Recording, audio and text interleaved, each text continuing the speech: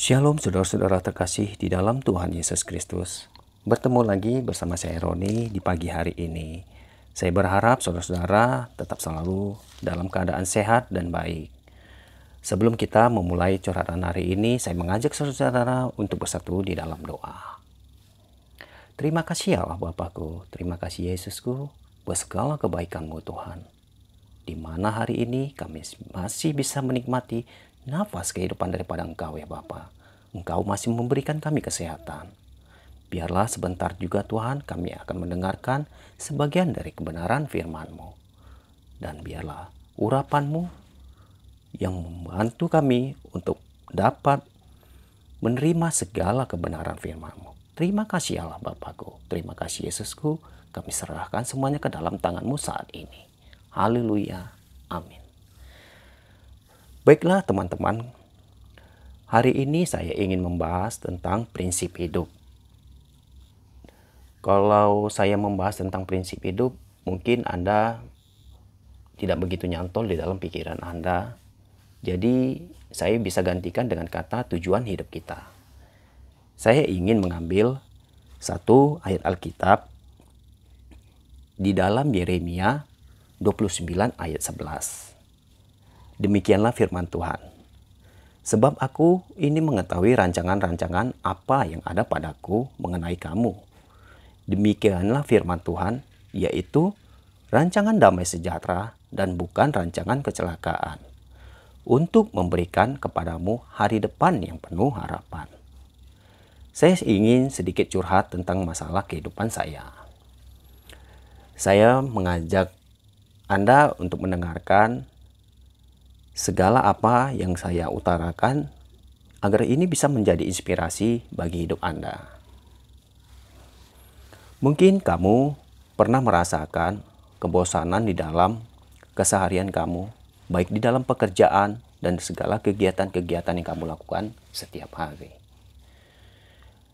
Berarti saya pun sama seperti kamu, di mana itu pernah saya rasakan juga di dalam pekerjaan saya. Yang terkadang kita yang betul-betul melakukan pekerjaan dengan sepenuh hati, ada saja masalah. Kadang atasan kita yang menegur kita, padahal kita merasa kita sudah melakukan segala pekerjaan itu dengan baik dan benar. Tetapi kenapa kita harus ditegur? Yang terkadang juga mau teman-teman terdekat kita yang kita sudah ajarkan bagaimana untuk melakukan pekerjaan itu. Terutama bagi orang karyawan-karyawan yang baru yang masuk, yang kita ajarkan mereka. Setelah mereka mengetahuinya dan sudah bisa melakukannya, terkadang mereka mengkhianati kita. Tetapi hal ini sudah biasa terjadi di dalam kehidupan manusia. Karena sepenuhnya kalau kita berharap kepada manusia, kita akan suatu saat dikecewakan. Jadi apapun di dalam hidup ini, bersiaplah untuk dikecewakan. Tetapi di dalam Tuhan, kita mempunyai pengharapan yang begitu besar. Saya mengalami hal ini seringkali terjadi di dalam kehidupan saya sehari-hari. Baik di dalam pekerjaan saya, baik di dalam keluarga saya, dan maupun di dalam komunitas. Saya bertanya kepada kamu, mungkin kamu pernah melakukan sesuatu hal yang baik kepada orang lain, tetapi dibalas dengan kejahatan. Tapi yakin dan percayalah, apa yang kita tanam, itu pasti akan kita tuai kembali. Jadi jangan takut. Apapun yang mengecewakan kita, di balik semua kekecewaan itu pasti ada hikmatnya. Segala sesuatu yang terjadi dalam hidup kita itu adalah atas izin Tuhan. Jadi jangan pernah kita merasa kita menjadi orang yang selalu putus asa. Nah, dalam putus asa ini, saya menganggap itu suatu sebagai penyakit jiwa. Loh, kenapa dibilang penyakit jiwa? Begini ya. Saya punya satu pengalaman di mana saya pernah merasakan juga putus asa. Tetapi bedanya orang yang penyakit jiwa bukan seperti orang yang telanjang dan tidak pakai baju di jalanan. Berbeda dengan kita, di mana kita yang mempunyai rasa putus asa itu bisa menerima segala macam pengobatan dan jalan keluar. Bukan seperti orang-orang yang di luar sana. Mereka yang tidak tertolong, jadi nasib mereka yang begitu memprihatinkan. Nah, Pada dasarnya, kenapa semua itu ada kita rasakan dalam kehidupan kita, rasa kebosanan yang kita rasakan setiap hari. Karena satu hal yang saya pikirkan, saya bertanya-tanya dan berdiskusi dalam hati saya. Kenapa saat saya melakukan seperti contohnya channel Baca Alkitab ini, terkadang saya membuat segala sesuatunya itu dengan bersusah payah, dengan permohonan dari Tuhan. Tetapi ada saja komen-komen yang terkadang bersifat negatif. Makanya jangan salahkan saya jika ada salah satu komen yang ada di dalam video-video saya akan langsung hapus. Karena saya berprinsip, saya tidak mau hal itu yang mengganggu cara kerja saya dan pikiran saya. Jadi saya menyaring segala komentar-komentar yang ada di dalam video-video saya. Jadi saya harap Anda bisa mengerti kenapa saya melakukan itu. Saya ingin menjadi di dalam komunitas ini menjadi hal-hal yang baik dan yang positif yang bisa kita terima. Baik, kembali lagi tentang apa tujuan hidup kita. Mungkin kita merasakan kebosanan baik di dalam pekerjaan dan keseharian kita. Itu seringkali terjadi. Saya bertanya kepada kamu, mungkin kamu merasa kebosanan itu tidak ada jalan keluarnya.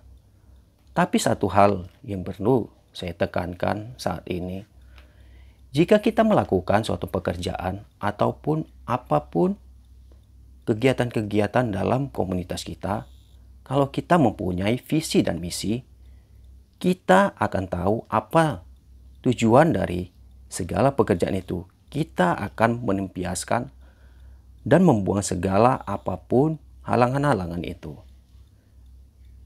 Satu prinsip yang saya ambil, apapun hinaan orang, apapun cacian orang, dan kata-kata yang menjatuhkan saya, itu menjadi kekuatan bagi saya untuk semakin bertumbuh. Karena sifatnya manusia, kalau selalu dipuji, dia akan merasa selalu puas. Tetapi saat dia dikritik, dihina, ini yang akan membangkitkan jiwa dari manusia itu untuk lebih bersemangat lagi dan memperbaiki kesalahan-kesalahan yang pernah dia perbuat. Jadi, saya mengajak Anda saat ini, apapun hinaan dan apapun segala cobaan, jadikanlah itu sebagai motivasi dalam hidup kita untuk lebih semangat lagi di dalam melakukan visi dan misi tujuan hidup kita. Jadi, jangan menjadi lemah. Tetap andalkan segala kebenaran firman Tuhan yang terdapat di dalam Yeremia 29 ayat 11. Ayat ini sangat memberkati sekali. Serahkanlah apapun segala curhatan dalam hatimu kepada Tuhan. Dia yang akan memberikan hikmat di dalam hidup saudara-saudara.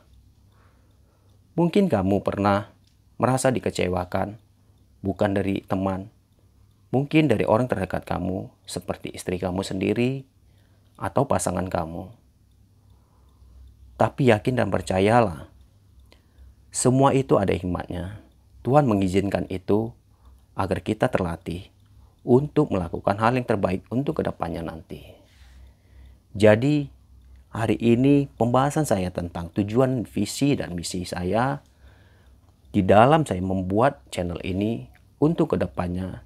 Satu, ingin membuat orang-orang berubah di dalam membaca tentang kebenaran firman Tuhan. Apa tujuan mereka? Belajar tentang firman Tuhan. Saya bukan seorang pendeta. Saya hanya orang yang biasa, sama seperti kamu.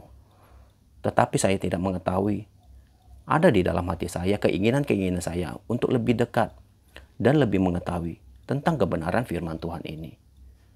Karena apa pun saya rasakan di dunia ini itu terkadang membosankan dan membuat sesuatu yang tidak tahu apa tujuan saya. Dan rasa ketenangan itu saya dapatkan saat saya membaca kebenaran firman Tuhan ini. Apalagi saat saya pribadi melakukan saat teduh di dalam Tuhan.